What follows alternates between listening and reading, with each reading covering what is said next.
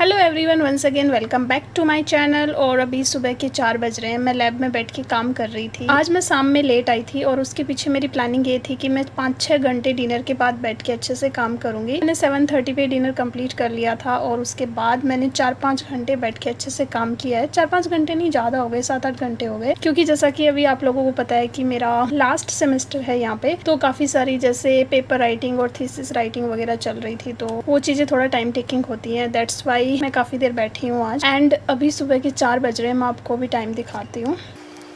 ये देखो आप, अभी सुबह के 4 बज रहे हैं और मुझे अभी याद आया कि मैंने कल एक कम्युनिटी पोस्ट डाला था जिसमें मैंने आपको बोला था कि आपको क्या जानना है वो आप पूछ सकते हो। तो काफ़ी सारे क्वेश्चंस आए थे, तो मैंने सोचा क्यों नहीं मैं आपको उन क्वेश्चंस के रिप्लाई कर देती हूँ वन बाय वन। सो चलो हम अपना जो क्वेश्चन आंसर है उसको स्टार्ट करते हैं। मैं आपको जो आपके क्वेश्चन है उनके रिप्लाई करती हूँ, देन उसके बाद हम रैप अप करेंगे और अपने रूम की तरफ चलेंगे। तो चलो स्टार्ट करते हैं। फर्स्ट जो क्वेश्चन है, आपका क्वेश्चन नहीं है, इन्होंने बोला है कि hello how are you. So hello और आई एम फाइन, आप बताओ आप कैसे हो। जरूर लिखना नेक्स्ट जो वीडियो है उसके कमेंट बॉक्स में। सो नेक्स्ट क्वेश्चन है, वो पूछा है एमएससी का फीस स्ट्रक्चर कितना है फर्स्ट सेमेस्टर का अप्रोक्स। दैट मीन्स आप जो न्यूली ज्वाइंड एमएससी स्टूडेंट हैं उनके बारे में जानना चाहते हो। इस क्वेश्चन का आंसर देने से पहले मैं आपको बताना चाहूंगी कि आईआईटी रोपड़ ने इस सेमेस्टर से जो फीस है उसको इंक्रीज कर दिया है, चाहे वो ओल्ड स्टूडेंट हो चाहे वो न्यू स्टूडेंट हो। जैसा कि जो हमारा सेमेस्टर फीस होता था वो 9600 होता था, जो इस बार बढ़ के 16,700 कुछ हो गया है। तो इसी तरीके से उन्होंने हर एक कोर्स की फीस है वो थोड़ी इंक्रीज की है। तो उसका आइडिया मैं आपको एसबीआई कलेक्ट से जाके देती हूँ। बेसिकली मेरे पास यहाँ पे अभी ऑफिशियल कोई ऑर्डर नहीं है जिसमें ये सब फीस वगैरह लिखी हुई है, लेकिन हम जो एसबीआई कलेक्ट है वहाँ से जाके आइडिया लगा सकते हैं कि एमएससी की फीस कितनी है। तो मैं अभी आपको दिखाती हूँ। सो चलो अभी जैसे हम लिखते हैं यहाँ पे एसबीआई कलेक्ट,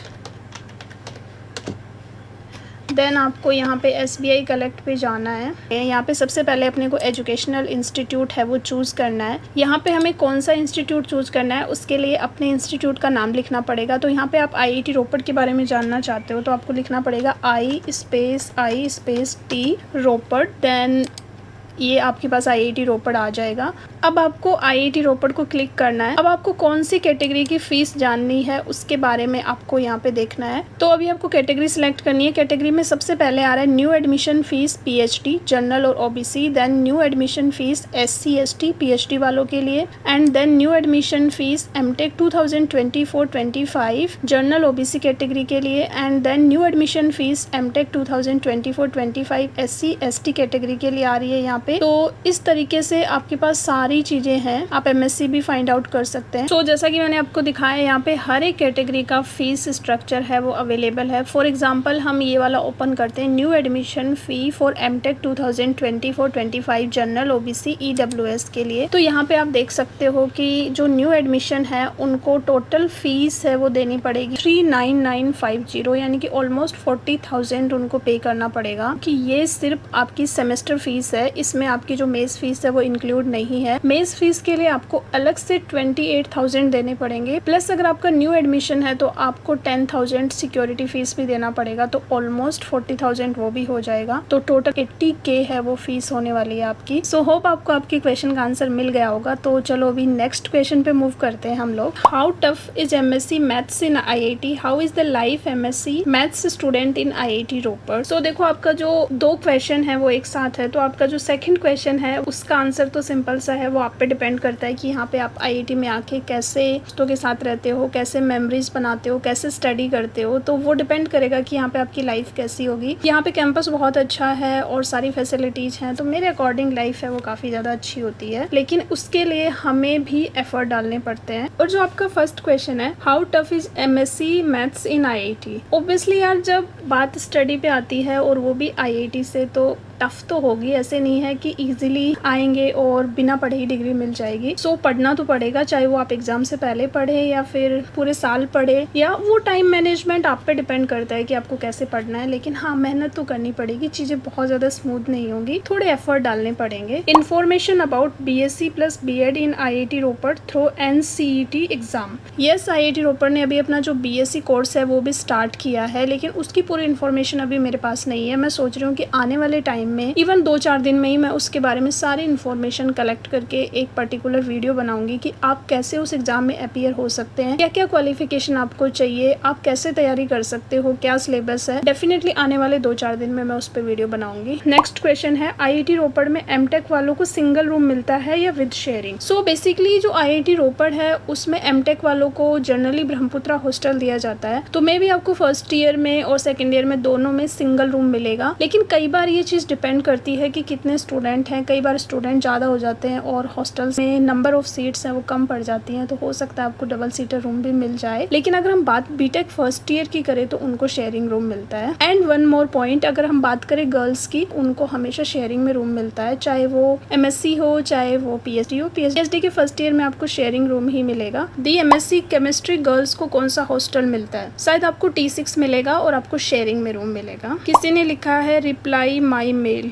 मुझे आपका मेल नहीं मिला वरना मैं आपको रिप्लाई कर देती। सो नेक्स्ट क्वेश्चन उठाते हैं, ये मुझे काफी इंटरेस्टिंग लगा। किसी ने बोला है कि before joining PhD did you had an anxiety, like would you be able to perform well और am I worth for this? Like so यार, आपने पूछा है कि क्या PhD में आने से पहले मुझे एंजाइटी वगैरह थी कि मैं अच्छा परफॉर्म करूंगी या नहीं। तो मेरे साथ तो ऐसा नहीं था, मुझे ऐसी कोई एंजाइटी नहीं थी, बिकॉज मुझे पता था कि नेट JRF किया है, अभी तक जैसे MSc कंप्लीट किया है मैथमेटिक्स से, तो ऑब्वियसली जब आगे मैं किसी डिग्री में एडमिशन लूंगी तो मैं वो भी कंप्लीट कर ही लूंगी, क्योंकि ये सब चीज़ें डिपेंड करती हैं आपका डेडिकेशन। आपको टाइम तो देना पड़ेगा। आप सोचे कि आप टाइम ना दे और वो चीज़ हो जाएगी, वो पॉसिबल नहीं है। बट हाँ, मैं इस बात से एग्री करती हूँ कि PhD थोड़ी सी डिफरेंट डिग्री है। ये मास्टर्स और जो हमारी बैचलर्स डिग्री होती है वैसी कोई डिग्री नहीं है। बहुत ज़्यादा आपको पेशेंस रखना पड़ता है, बहुत ज़्यादा रिजेक्शन आपको मिलते हैं, आपकी सोशल लाइफ थोड़ी खत्म हो जाती है। Still you can manage it, इतना अपने आप पे डाउट करने की कोई ज़रूरत नहीं है। So all the best. अगर आपको PhD मिला है तो आप एडमिशन लो, ज़्यादा मत सोचो, आप कर लेंगे। तो चलो नेक्स्ट क्वेश्चन उठाते हैं, वो भी PhD से रिलेटेड है। How to start the first year PhD और एडवाइस? तो आपका फर्स्ट ईयर में कोर्स वर्क होता है, आप अपने कोर्स वर्क को अच्छे से करो, और जो साथ में जो आपके सुपरवाइजर आपको सजेस्ट करते हैं, लाइक आपको कौन सी बुक्स पढ़नी है, कौन से बेसिक पेपर्स पढ़ने हैं, तो जितना आपको समझ में आता है उसके अकॉर्डिंग आप वो चीज़ें पढ़ो। अगर आपको कुछ चीज़ें समझ में नहीं आती तो आप अपने सीनियर वगैरह के साथ भी डिस्कस कर सकते हो, क्योंकि आपके कुछ तो सीनियर होंगे वहाँ पे लैब में ऑलरेडी, और अगर आपके सीनियर्स नहीं है आप अपने सुपरवाइजर के साथ में भी डिस्कस कर सकते हैं। तो नेक्स्ट क्वेश्चन किसी ने पूछा है, ma'am physics department main campus में है या ट्रांजिट कैंपस में?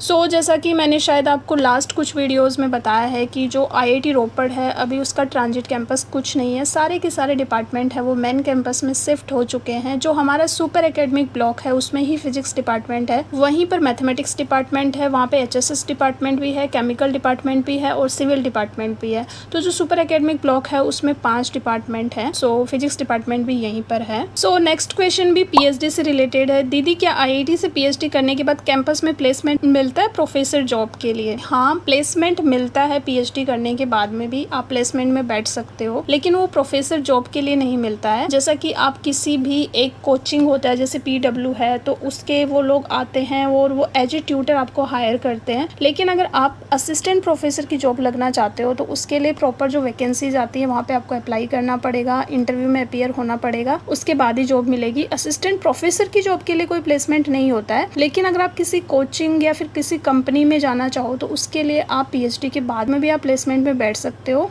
मैंने बहुत सारे जो आपके क्वेश्चंस थे उनको अभी आपको एड्रेस कर दिया होगा। अगर फिर भी कुछ क्वेश्चन बच गए तो आप इस वीडियो के कमेंट बॉक्स में मुझे पूछ सकते हो। मैं आपको कल का जो व्लॉग वीडियो होगा उसमें डेफिनेटली बताऊंगी जो भी चीज़ें हैं सारी। और अभी अराउंड 4:40 हो चुका है, तो मैं सोच रही हूँ कि मैं अभी रूम पे जाती हूँ। चलो मैं पहले बैग पैक कर लेती हूँ, देन उसके बाद आपसे मिलती हूँ। सो अभी मैं जा रही हूँ रूम पे और मैंने अपना जो चाय का कप एंड ऑल सब उठा लिया है।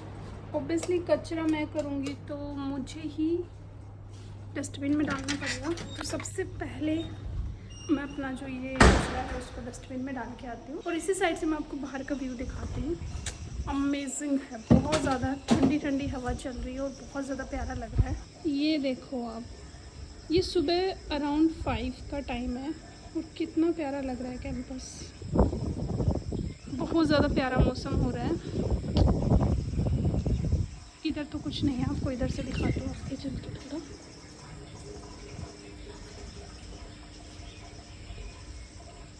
आइश हो रहा है ना काफ़ी अच्छा वेदर, और सुबह के 5 बज रहे हैं तो ऑब्वियसली वेदर काफ़ी ठंडा भी है। सो अभी मैं रूम पे जाऊंगी, जाके ब्रश करके सो जाऊंगी। So that's it for this video. Hope you really like this video, then like share and subscribe to my YouTube channel. Bye bye.